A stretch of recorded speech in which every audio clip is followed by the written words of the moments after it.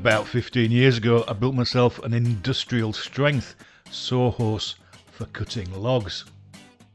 Strange but true, leaving it outside in the Scottish weather for all that time did not stop the wood from eventually rotting. Back in the day, I used to cut and split all my own logs, but now log cutting is more on a needs-must basis, so I bought a Husqvarna sawhorse from Radmore and Tucker, which arrived in good time.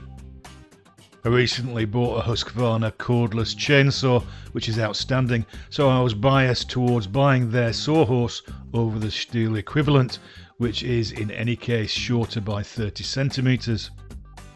The Husqvarna sawhorse comes as a kit with the parts numbered. As seems to be the norm with Husqvarna, the instructions are limited to diagrams, and putting the sawhorse together was not difficult.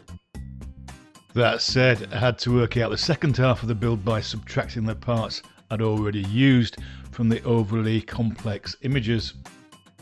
The sawhorse is made from quality hardwood and the screw holes are countersunk, which does help determine the handedness of the parts.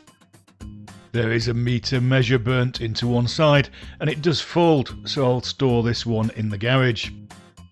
As it comes, there are 4 scissored legs with an additional pair of crossed uprights about 25 centimeters from one end. So far so good, but for me it lacked sufficient crossed uprights to be flexible for all log sizes without the need to balance any under 80 centimeters across the end 2 sets of uprights with only a 25 centimeter gap. I had some treated 25 by 50 millimeter rough planks left over from another job, so decided to cut and sand them to create another pair of uprights. I took the decision to make these full length so that the modified sawhorse would have 6 legs able to support heavier logs.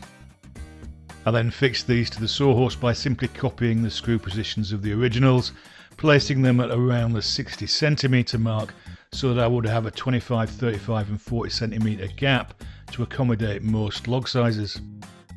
I googled that the Husqvarna is variously claimed to support between 75 and 120 kilos, and I reckon in this modified arrangement it'll support logs as big as I can lift, which is a win-win for me. The Husqvarna sawhorse is perfectly usable as it comes, but I'm very glad I made the modification as it means less manipulation, faffing and balancing of logs on the end uprights, which is not a bad thing when you're also managing a chainsaw at the same time. It still folds and for me is the perfect height for cutting logs without any back strain. It's all good.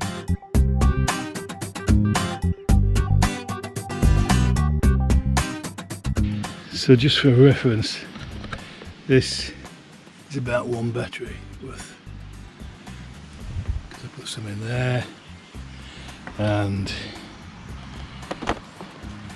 only just swap batteries. So that's not too shabby, is it? That'll do.